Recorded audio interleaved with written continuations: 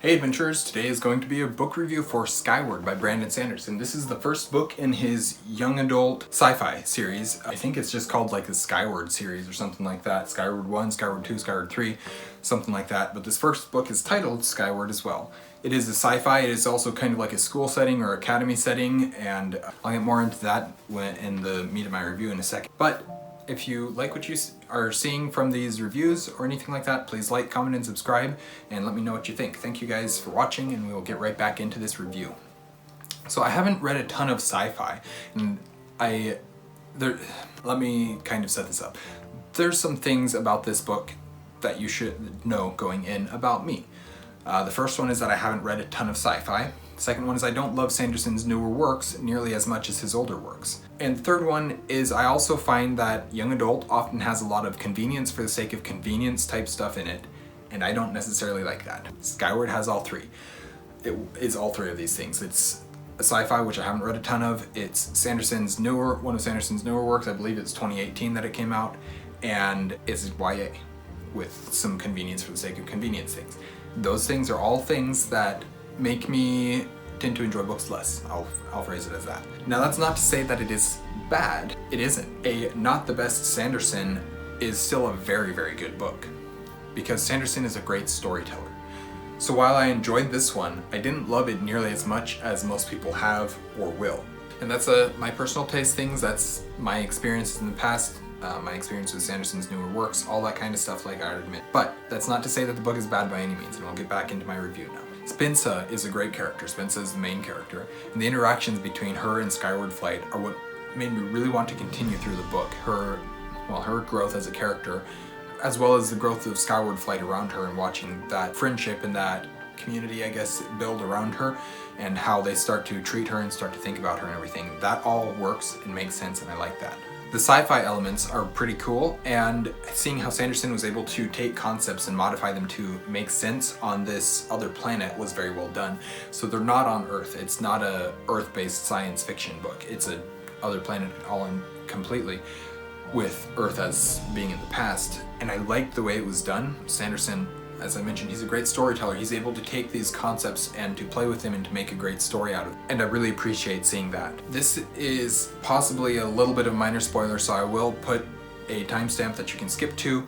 And that is that I didn't realize this until quite a while after I'd finished the book, but it is pretty much just Top Gun.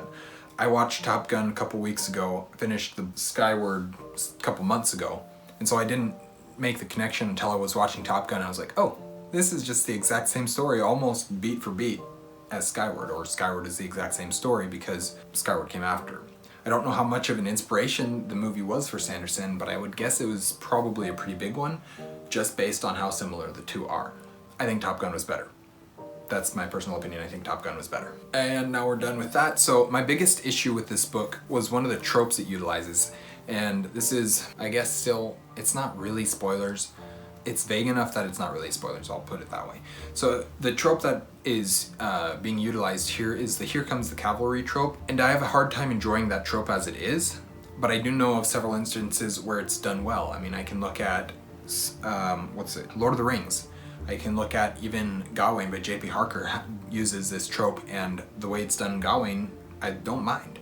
I don't feel like it was terribly well done here.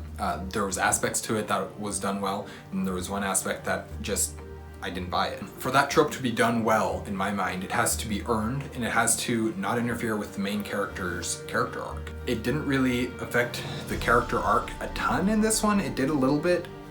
When I say I don't want it to interfere with the character arc, that's me saying I don't want the character arc I want the character arc to be completed before the "here comes the cavalry" thing starts, and I don't feel like it completely was in this book. So it did a little, but not a ton in Skyward, and it didn't really feel earned in my opinion. The way that it was explained, I didn't feel like the reasoning given for why it happened the way it did was satisfying, and it didn't make sense with what had been set up in the book beforehand. Sanderson follows the rule of err on the side of awesome in really all his books. That's he talks about that in his lectures, is err on the side of awesome and then tweak it to make it fit with your world. And I don't really feel like it worked in Skyward. I feel like it actually detracted from the story being told in this book, and that's largely due to how this err on the side of awesome played into this here comes the cavalry trope, and how those two things kind of went hand in hand,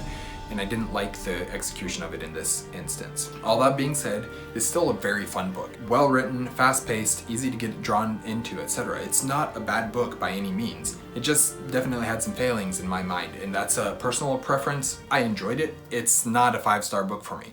It's I don't know, it's like a 3.5 or a 4. I can't remember what I think I put 4-star on Goodreads because they don't allow you to do half stars, but I think it's closer to like a 3.5, which is still a solid book. I mean, 3 is perfectly middling fine, whereas anything around that, higher is better, lower is worse, anything like that. So it's not the best book I've ever read by Sanderson, and all those things, that the fact that it's sci-fi, which I haven't read a ton of, and for a long time I didn't think I liked sci-fi, and I still agree with that to some extent. I think there's a lot of sci-fi that I don't like. But also Sanderson's newer works I don't tend to enjoy as much, and then it's YA and it has some convenience for the sake of convenience stuff in it. That's alright. It's not saying that it's bad, it just wasn't my favorite. I will probably still continue with the series, at least with book 2, and see what I think with book 2. But I don't have book 2 yet and I haven't read it yet, so we'll see what happens with it. Anyways, thanks for watching Erudite Adventure. We post videos every Monday and Thursday. We will see you guys again soon. Stay warm.